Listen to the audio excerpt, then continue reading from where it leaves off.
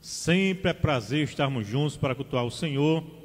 Louvamos a Deus pela vida de cada um dos irmãos subir à casa do Senhor nessa noite.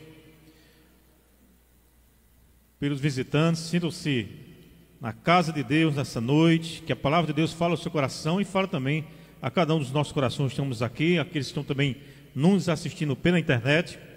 E já quero convidá-los a abrirem as suas Bíblias no Evangelho de Marcos, Marcos capítulo 7.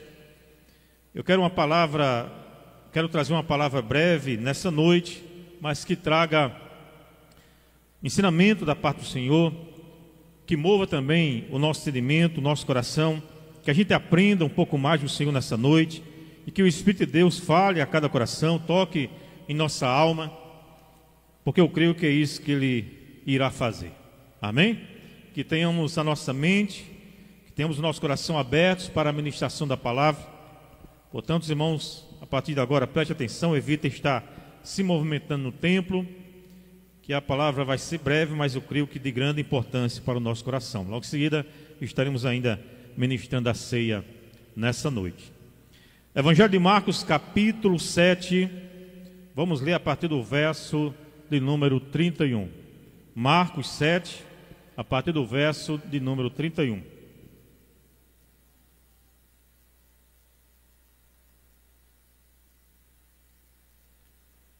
Os irmãos acharam? Marcos 7, a partir do verso 31, diz assim a palavra do Senhor.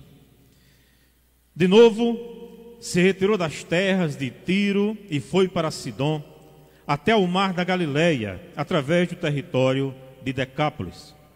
Então lhe trouxeram surdo e gago, e lhe suplicaram que impusesse as mãos sobre ele. Jesus, tirando-o da multidão à parte, pôs-lhe os dedos nos ouvidos e lhe tocou a língua com saliva.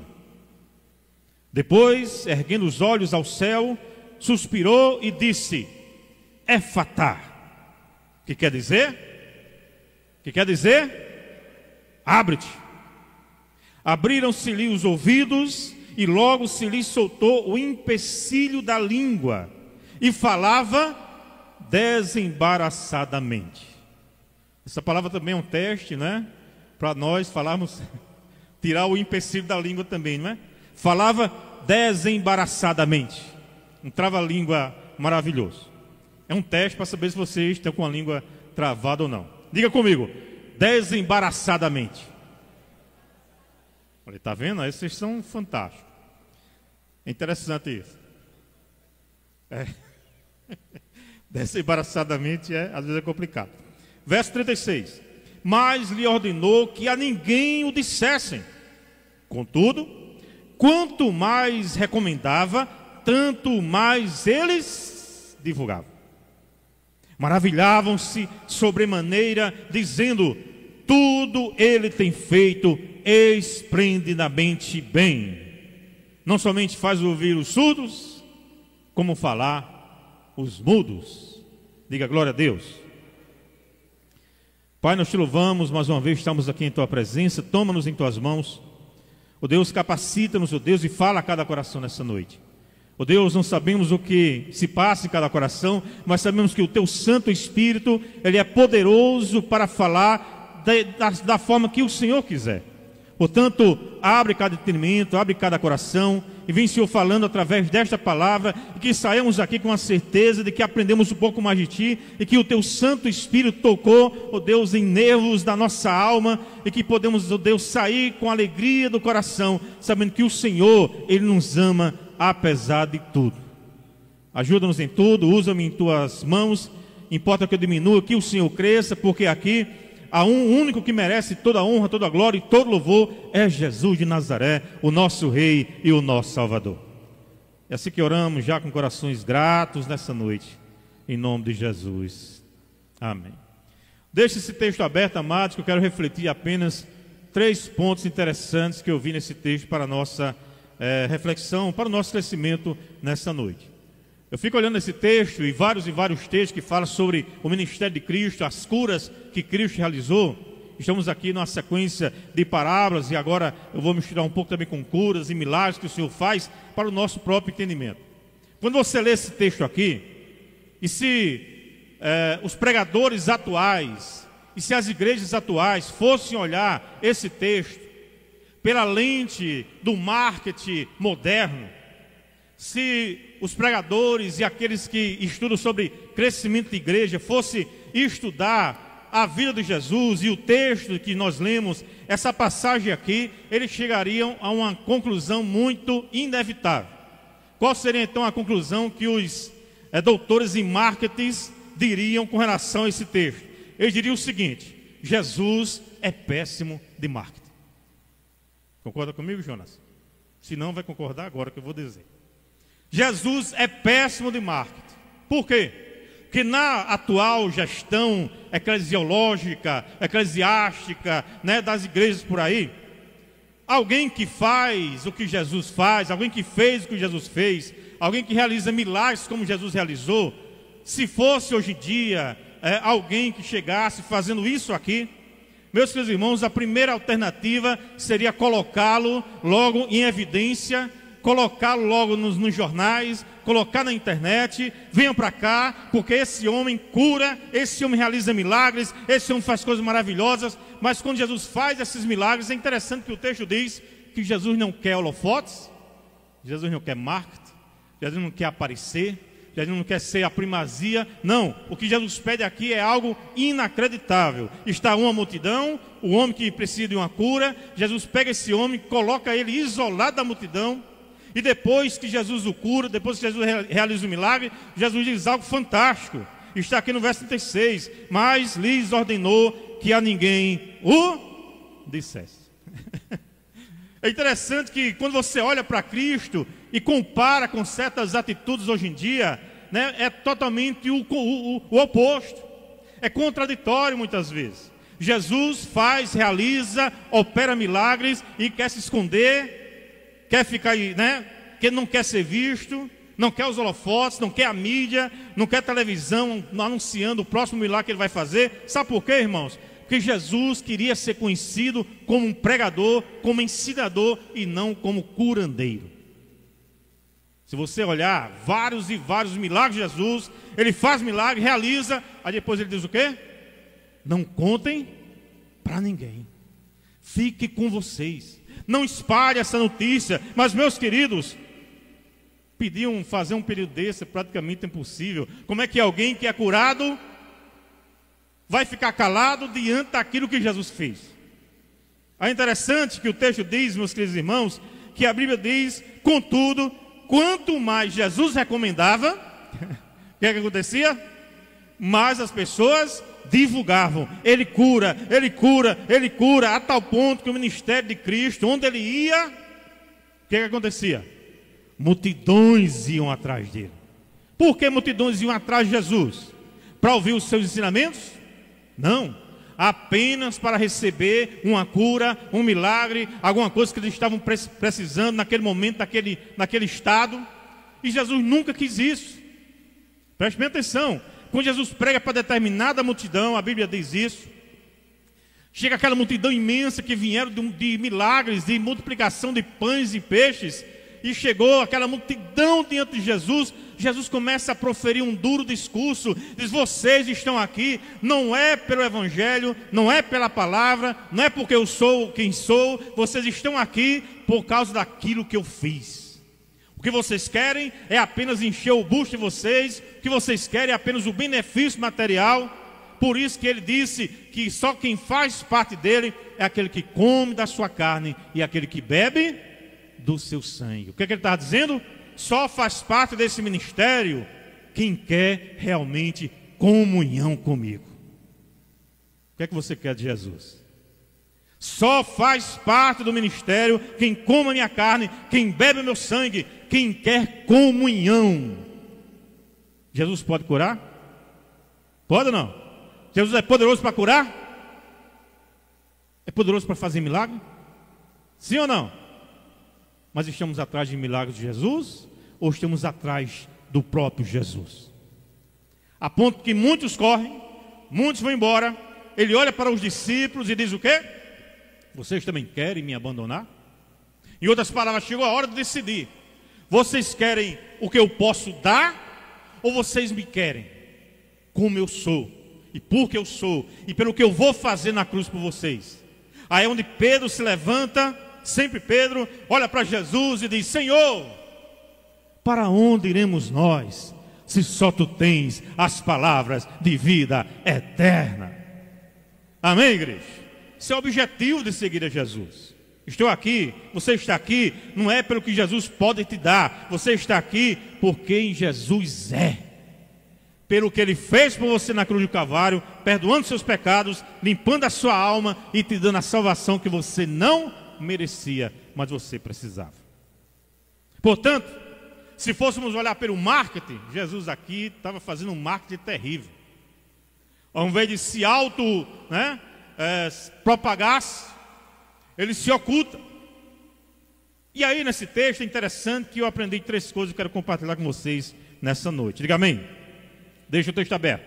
A primeira verdade, irmãos, que eu entendo no texto é quando eu olho a condição desse homem, quando ele chega diante de Jesus, porque a Bíblia diz que Jesus estava ali em Decápolis, que era uma região que tinha 10 cidades, estava ali num território estranho, num território que não era o território judeu. Ele passava por ali até para fugir das multidões dos judeus que iam atrás dele, querendo alguma coisa. E ele estava ali, alguém vê e sabe o que Jesus estava passando, e a Bíblia diz no verso 32, que lhe trouxeram um surdo e gago. Essa pessoa era o quê? Surda e gaga. Surda e gaga. A condição desse homem era uma condição de silêncio e de isolamento na alma. Alguém que talvez, a Bíblia não diz, mas como ele era gago, possivelmente ele não ficou surdo, ele não nasceu surdo, ele ficou surdo com o tempo. Porque ele conseguia balbuciar algumas palavras, e com o tempo ele perde a questão da audição, ele não consegue mais ouvir, e ele fica pesado de língua, e não consegue falar direito, ele apenas balbucia palavras, gaguejando. Essa é a situação desse homem. O homem que estava em silêncio, o homem que estava isolado, o homem que vivia isolado da sociedade, e muitas pessoas estão assim nessa noite. Muitas e muitas pessoas estão aí nesse mundo, vivendo nessa condição de surdez espiritual, de isolamento espiritual, de silêncio da alma, e muitas vezes isso tem amargurado esses corações. A Bíblia usa a palavra surdo aqui, que é a palavra kófos, que significa incapaz de se comunicar. Era uma pessoa que era incapaz de se comunicar. Você conhece pessoas assim ou não? São pessoas inteligentes, são pessoas até de boa índole, mas são incapazes de se comunicar. Tem gente que até fala, mas ele não consegue se comunicar. Tem gente que tem até uma boa dicção, mas ele não consegue se comunicar. São pessoas muitas vezes introvertidas, que se fecham entre si, ou dentro de si, como um caramujo. Ele fica apenas vivendo para si mesmo, e ele não consegue se comunicar com os outros. Ele começa a se isolar de tudo e de todos. Eu conheço pessoas assim. Um homem que não se conectava com a comunidade, um homem que não se conectava com as pessoas, era um homem que vivia apenas por viver. E quantos estão vivendo assim hoje em dia? Quantos e quantos estão vivendo assim aqui em Guarabira? Quantos e quantos você conhece que vive assim? Quantos vivem assim hoje? Incapazes de ouvir. Muitas vezes incapazes de ouvir até a voz de Deus. Muitas vezes pessoas que escutam, mas não ouvem. Que é uma diferença. Muita gente escuta, mas poucos são aqueles que ouvem, que entendem aquilo que está sendo dito. Tem muita gente até dentro das igrejas assim. Escutam, mas os ouvidos não conseguem entender aquilo que se está sendo dito, que está sendo pregado. Muitas vezes, o pecado cria essa surdez espiritual, e essa era a condição desse homem. Diga amém. Estou entendendo até agora? Espero que sim. Então escute e ouça. Ouça aquilo que o Espírito tem dito e está dizendo às igrejas. Uma segunda posição, irmãos, que eu consigo ver nesse texto, preste bem atenção, é que agora começa um toque especial de Jesus, um ato pessoal e intencional. Preste atenção aqui comigo. Acompanha aqui no verso 33 e 34. Diz assim: Jesus, o que é que Jesus faz com aquela pessoa? Tira ela da multidão. Jesus tirando da multidão à parte, porque Jesus queria ter algo pessoal com ela, e muitas vezes a multidão estava atrapalhando, porque a intenção da multidão era o espetáculo. A intenção da multidão era a expectativa de trazer um espetáculo público. Era um ambiente talvez de visivelmente ali, para quem estava ali presente, de um espetáculo como se fosse um show da fé. Eles queriam fazer um show da fé. Eles queriam fazer um espetáculo que as pessoas olhassem e dissessem: eita, que coisa maravilhosa, vamos atrás desse homem, porque aqui a gente consegue encontrar cura. Eles queriam espetacularizar, a palavra é essa, espetacularizar algo que era corriqueiro na vida de Jesus. Preste bem atenção. Diz aqui no verso número 33, Jesus, entendendo isso. Por que a gente entende isso, irmãos? Preste bem atenção. Porque no verso 32, olha o que diz. No verso 32 diz o quê? Vamos ler comigo? Então lhe trouxeram um surdo e gago, e aquela multidão pediu o quê? E suplicaram que fizesse o quê? Que fizesse o quê, irmãos? Que impusesse as mãos sobre ele. Vocês percebem isso no texto, não? Amém? O que aquela multidão queria? Um espetáculo. O que aquela multidão queria? Queria aparência, queria show. O que é que muitos hoje querem, irmãos, nas igrejas? Show, espetáculo, não para glorificar Jesus, mas para mostrar que ali há algo de sobrenatural, há uma espécie de espiritualidade, né, de neon, de festa, de fogos de artifício. Jesus entendeu isso. Ao invés de Jesus atender a multidão, agora preste bem atenção, porque a multidão diz assim: Senhor, né, estamos ali te suplicando que o Senhor imponha as mãos sobre ele. Ora, qual era o desejo da multidão? É que Jesus fizesse o que eles queriam. Jesus, a gente já viu Jesus como é. A gente já conhece o espetáculo. A gente já viu o Senhor curando. É fácil, o Senhor impõe as mãos, ele é curado, e aí a gente faz a festa, e a gente celebra o show da fé. Jesus entendendo isso, olha, Senhor, impõe as mãos. Aí Jesus vai, o que é que Jesus faz? Impõe as mãos? Obedece esse clamor do povo? O que é que Jesus faz, irmãos? Jesus é totalmente diferente daquilo que eles queriam. Faz uma coisa que para nós é algo inimaginável. A Bíblia diz que Jesus tira aquele homem do espetáculo, isola aquele homem, porque ele não estava ali para espetacularizar a fé, ele estava ali para mostrar quem ele era. Aí Jesus tira aquele homem ali daquele meio, à parte, ao invés de impor as mãos, o que é que Jesus faz? Pôs-lhes os dedos nos ouvidos. Você já imaginou, irmão, Jesus fazendo isso? Eu fiquei imaginando a cena. Jesus põe a mão nos ouvidos, né? É como se estivesse dizendo: agora eu vou destravar, agora eu vou, né, romper, agora eu vou, né, destampar o seu ouvido. Bota, né, o dedo no ouvido. Aí eu fico olhando: meu Jesus, por que Jesus faz um negócio desse? Bota os dedos no ouvido e pior, ele vai, toca a língua com saliva. Talvez coloca, né, o dedo na língua de Jesus e bota ali na língua daquele homem. Para que isso, irmão? Por que isso? Existem alguns nomes estranhos de igrejas. Tem uma pesquisa que fala sobre isso. E tem uma igreja, por incrível que pareça, o nome da igreja é a igreja de Jesus Cristo, a igreja de Jesus Cristo da Saliva Santa. Vou repetir: a igreja de Jesus Cristo da Saliva Santa. Nessa igreja, eu acho que a saliva, né, é como se fosse, né, o bálsamo de Gileade. Deve ser uma cuspideira Irmãos, a parte outro, coço na cara do outro, né? Por quê? Porque as pessoas querem o espetáculo. As pessoas querem pegar elementos e colocar misticismo nesses elementos.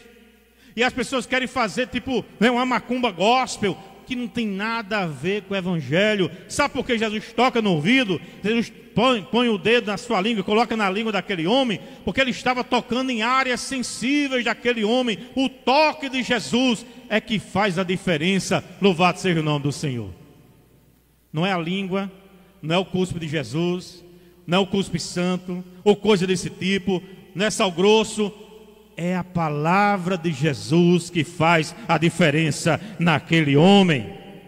Tem gente atrás, né, de certas coisas, de shows da fé, e cada vez mais o espetáculo tem que ser maior, e cada vez mais se inventa coisas, né, e se traz objetos ungidos, e fica, irmãos, aquele pensamento antigo da igreja romana, quando elas começavam a trazer, né, objetos consagrados. Existia as tais das relíquias sagradas, né, que, para que você tenha uma ideia, né, naquela época existiam pessoas que diziam: nós temos a cabeça de João Batista. E uma cidade dizia: não, quem tem a cabeça de João Batista sou eu. Não, quem tem a cabeça. 3 cidades tinham três cabeças de João Batista. E as pessoas iam atrás desse objeto para venerar. Determinado lugar disse que, por incrível que pareça, uma determinada igreja, ela tinha a lágrima que Maria chorou na cruz quando Jesus foi crucificado. Ali no Getsemane, quando Jesus foi crucificado. Ela chorou, alguém recolheu uma lágrima de Maria e colocou num cálice. E as pessoas iam atrás disso para venerar. Irmão, qual é a diferença hoje em dia de muitas pessoas que estão atrás de objetos para venerar? Objetos consagrados. Acabe com isso, não creia nisso. Só devemos honrar, adorar e buscar ao Rei dos Reis e Senhor dos Senhores, Jesus de Nazaré. Isso é idolatria. Não, aqui tem as pedras de Israel, vamos tocar nas pedras de Israel para ser emanado assim e a nossa oração ser mais forte. Eu não preciso de pedra de Israel, não preciso da areia do Mar Morto, eu não preciso do sal, né, da água salgada do Mar Morto. Eu não preciso de nada disso, porque eu já tenho Jesus, e Jesus para mim é suficiente. Portanto, o que Jesus faz aqui é algo único. Ele não repete isso aqui em nenhum outro lugar. Ele não faz isso aqui uma doutrina. Ele não faz isso aqui uma prática da igreja que Paulo tem que fazer todo domingo no dia da ceia. Não, é algo que ele fez de forma particular, de forma pessoal, porque ele queria tratar com aquela pessoa individualmente. Diga amém. Todo mundo está entendendo? Agora preste bem atenção. Verso 33 diz assim: Jesus, tirando a multidão à parte, pôs os dedos nos ouvidos, lhe tocou a língua com saliva. Ele queria ter esse contato com aquela pessoa de forma particular. Depois, erguendo os olhos ao céu, suspirou. Preste bem atenção. O que é que a Bíblia diz? Que ele suspirou. Achou o que é que quer dizer isso? Por que isso é importante? Porque eu preciso entender esse suspiro de Jesus. Preste bem atenção. A palavra, irmão, suspirou, ou suspirou profundamente, segundo alguma versão, é a palavra anestenaxas no grego, que significa uma compaixão intensa e identificação com o sofrimento humano. Você percebe a diferença? Não é simplesmente um suspiro. Quando ele faz isso, quando Jesus faz isso, ele está se identificando com o sofrimento do outro. Ele vê aquele homem que passou anos e anos sofrendo. Ele olha para ele e dá um suspiro da alma, um suspiro de graça, um suspiro de amor, um suspiro de misericórdia. Olha para aquele homem e tem uma compaixão imensa por ele, e o seu ventre se revolta. E louvado seja Deus, foi isso que ele fez por cada um de nós. Louvado seja o nome do Senhor. Ele olha para a sua vida, ele olha para o seu sofrimento, ele olha para a sua dor, e ele traz o suspiro da alma, dizendo: eu entendo a sua dor, eu entendo a sua lágrima, eu entendo o seu sofrimento, você não está só, eu sou Jesus, eu estou contigo todos os dias da sua vida. Confia em mim, entrega a sua vida a mim, abra o seu coração para mim, porque eu entendo a sua dor. Graças a Deus por isso, irmãos. Jesus entende o que você passa, Jesus entende a sua dor, Jesus entende as suas lágrimas. Tem gente que diz, ah, Jesus esqueceu de mim. Não, ele não esqueceu. Isaías vai dizer, irmãos, que o próprio Deus, ele conhece as estrelas pelo nome. Aquele que conhece as estrelas pelo nome, conhece a minha e a sua vida.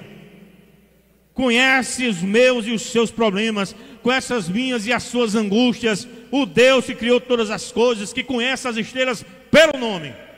Ele sabe o que eu e o que você passa no escondido do nosso quarto.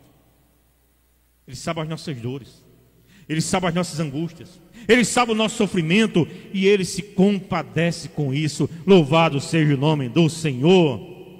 E Ele toca aquele homem. E quando Jesus toca, tudo muda. Quando Jesus toca, tudo se transforma. Quando Jesus toca, irmãos, a nossa alma há uma mudança. 380 graus, 180 graus, qualquer grau que for, há uma mudança. A gente não fica mais o mesmo, porque a gente recebe o toque curador de Jesus de Nazaré. Terceiro e último lugar, nós vemos agora o poder de Deus em ação. Veja o que diz a palavra do Senhor, do verso número 34, Jesus diz, depois, erguendo os olhos ao céu, suspirou, sentiu essa compaixão, se viu também junto com aquele que estava sofrendo. Ele sente isso na alma e ele brada em alto e bom som, ele brada dizendo, Efatá, que quer dizer o quê? Abre-te. Por que Jesus disse isso, irmãos? Porque Jesus disse Efatá. Efatá é uma palavra aramaica. Jesus usa essa palavra aqui de forma intencional. Eu vi certa vez um pastor dizendo o seguinte, e aí tem nada a ver com o que o texto está dizendo. Ele dizendo que quando Jesus diz a palavra Efatá, aprenda aí, Jonas. Aprenda aí, Reinaldo. Quando Jesus diz essa palavra Efatá, essa palavra é uma palavra-chave que abre portões do mundo espiritual. Quando eu vejo esse negócio, quando eu falo de mundo espiritual, eu já fico esperando. Lá vem bobagem. Exatamente. Não, essa palavra Efatá é uma palavra que Deus, Jesus utiliza aqui, porque quando ele diz Efatá, ele abre algo no mundo espiritual e tudo vai acontecer porque ele declara o nome Efatá. É como um abracadabra. Então você, isso aí não sou eu dizendo não, meu irmão, é a pessoa que está dizendo, presta atenção. Você, quando estiver com dívida, aí você olha assim e diga, Efatá, abre-te. Quando você vê as coisas ficando difíceis, você começa a declarar, começa a profetizar, Efatá. Quando eu escuto essas coisas, eu fico agoniado do juízo, que não tem nada a ver com o que Jesus está dizendo, irmão. E aí o pregador dizia, essa palavra é uma palavra que vai destravar as coisas espirituais, e aqui quando você estiver em determinado momento, você só declarar, só confessar, só profetizar o nome Efatá, pronto. Perdeu o emprego, amanhã logo cedo você começa a dizer Efatá, abre-se as portas de emprego. E aí, João? Vamos ver se está certo, né?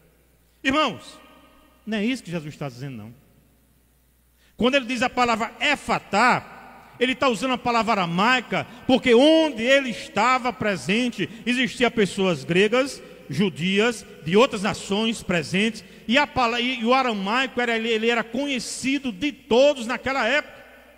Era muito mais popular do que o próprio hebraico, do que o próprio grego, apesar de o grego ser uma língua também muito conhecida. Quando ele fala Efatá, ele estava falando para que todos entendessem que a partir daquele momento, quem estava dizendo era o Deus Todo-Poderoso, aquele Criador de todas as coisas, que tem poder para destampar os ouvidos de quem é mudo, de quem é surdo. Quando ele estava dizendo Efatá, é para que eles percebessem que ali diante deles estava o Deus que destrava a língua, que faz o mudo falar, e a partir daquele momento era um testemunho tremendo de quem Jesus era. Efatá significa isso, abre-te. Vai destacar não a palavra mágica, porque tem crente que gosta de palavra mágica. Tem ou não tem? Tem crente que gosta dessas mandingas gospel, tem crente que gosta dessas fantasias. Yeshua, veja Jesus, é muito boa essa também, né? Enfim, Tem gente que gosta de usar palavras que não tem nada a ver, porque eles gostam dessas mandingas gospel. Ao invés de confiar em Jesus, ele confia nas suas declarações tolas. Cuidado com isso. Efatá está destacando a autoridade de Jesus. O que é que eles estavam vendo ali? Alguém que tinha autoridade para fazer alguém ouvir direito. Alguém que tinha autoridade para fazer alguém falar direito. Só quem faz isso, irmãos, é Jesus de Nazaré. É o imperativo, foi direto, foi eficaz. O impacto aqui não é da palavra. Não existe palavra mágica. Existe um Deus que faz todas as coisas. Não existe declaração, irmão, declare, né? Guarabira do Senhor Jesus. Decrete. Reivindique. Não existe isso não, irmãos. Você tem que crer, não é em palavra mágica, nem confissão positiva, nem aquele que você acha que saindo da sua boca vai fazer alguma diferença, porque você está abrindo determinadas portas espirituais. Isso é bobagem, isso é mentira. O que a Bíblia nos recomenda é fazer, sabe o quê? É confiar em Cristo, aquele que pode todas as coisas. Quando Cristo diz, abre-te, e quando ele diz, não é quando o pastor diz, é quando ele diz, não é como um pregador diz. Quando ele diz, abre-te, quando ele diz, efatá, aí sim, nessa palavra de Jesus, é que há o grande poder. Aleluia! Efatá na minha vida, efatá na sua vida. Quando ele diz, efatá, abre-se, aí barreiras caem, corações endurecidos se quebrantam, vidas são transformadas. Não é pelo poder da palavra não, é pelo poder de Jesus de Nazaré. Estão entendendo a diferença, irmãos? Diga amém, você está entendendo?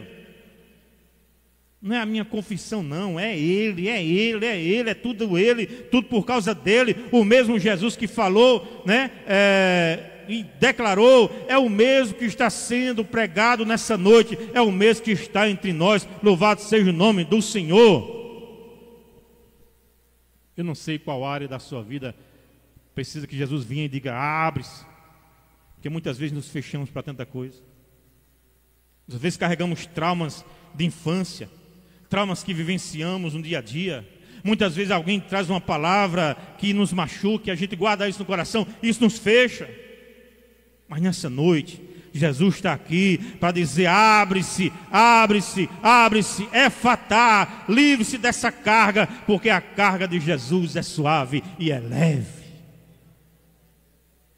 Aí você pode dizer, e daí, pastor? Daí que eu quero dizer fazer três aplicações para a gente passear. Primeiro, permita que Jesus toque em áreas surdas da sua alma. Eu não sei quais são as áreas surdas da sua alma. Eu não sei o que é que faz você sofrer. Eu não sei o que é que faz você ficar fechado. Eu não sei o que é que faz você não se abrir. Eu não sei o que é que faz você viver uma vida de isolamento, de encaramujamento. Palavra difícil, ou trava-língua, encaramujamento. Que tem gente que vive essa vida de encaramujamento, né? Só aqueles que vivem dentro do seu casulo. Saia em nome de Jesus. Efatá, que Cristo faça e diga efatá na sua alma, na sua vida, e a partir de hoje você seja uma nova criatura em nome de Jesus. Segunda aplicação, cultive um coração sensível, como o de Jesus, à dor do outro. Jesus se compadece e ele se identifica com o outro. Muitas vezes, irmãos, o que é que falta na minha e na sua vida é essa identificação com o outro, com o que sofre. Terceiro e último lugar, confie no poder da palavra de Deus. Diga amém. Não é o poder do pastor não, viu? Não é o poder da palavra do pastor, que a palavra do pastor não tem poder nenhum não. Não é o poder da minha confissão que eu vou declarar, vou determinar, vou exigir e Deus vai fazer porque Ele é obrigado a fazer. Não, Deus não é obrigado a fazer nada. Confie no poder da palavra de Deus. É ela que tem poder para destravar as coisas do nosso coração, da nossa alma, da nossa vida, e a gente viver mais leve para a glória de Jesus. Você quer viver assim ou não? O que é que está no seu coração? Que precisa que Deus abra, destrave. O O que está fechado em sua vida hoje, que precisa ouvir um efatá do Senhor? Eu não sei, mas você sabe. Amém? Quero terminar com uma ilustração, que a hora já foi embora. Ilustração muito interessante da minha própria vida. Senti Deus compartilhar isso aqui também com vocês. Preste bem atenção. Todo mundo sabe, né, que eu sou filho adotivo e tudo mais. E eu descobri, irmãos, que era adotivo quando eu tinha mais ou menos 15 anos. E no começo, quando eu descobri que eu não era, que os meus pais que me criaram não eram meus pais, que alguns chamam hoje de verdadeiros, mas não chamam de verdadeiro, porque são verdadeiros. É verdade ou não é?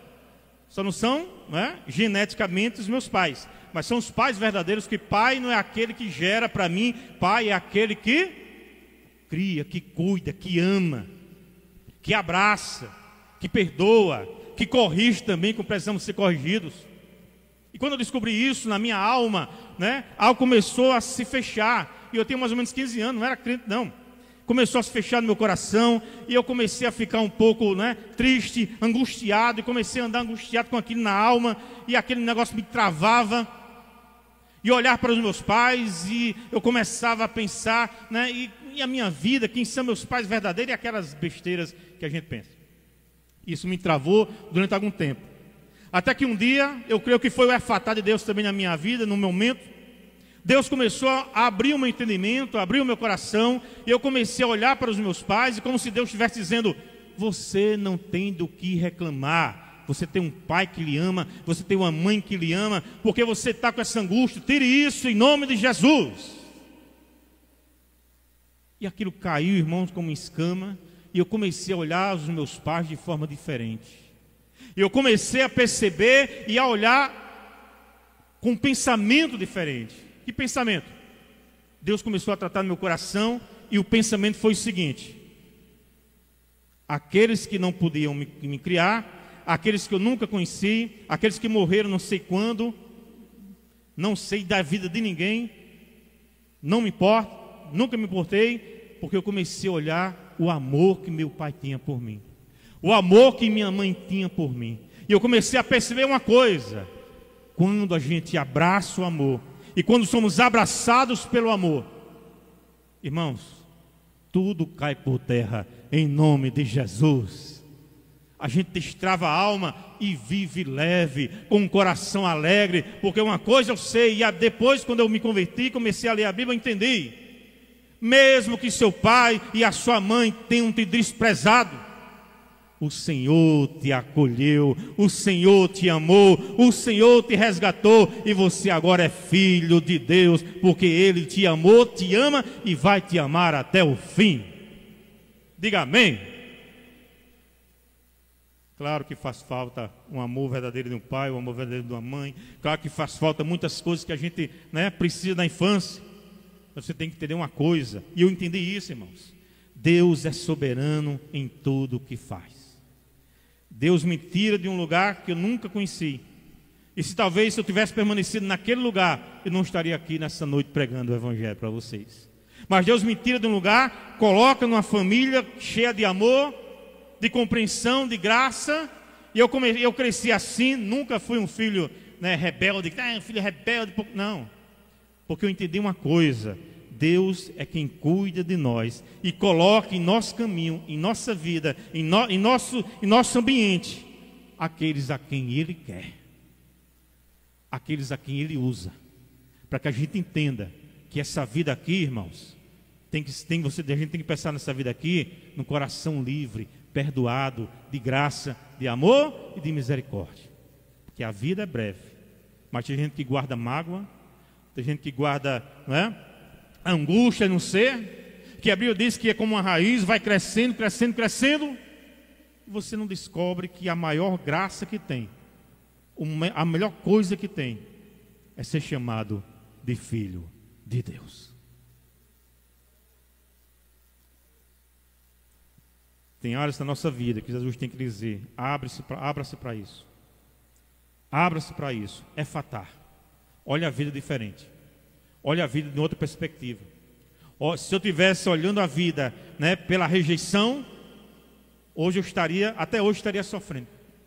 Mas eu preferi olhar a vida pela via do amor, da graça e da misericórdia.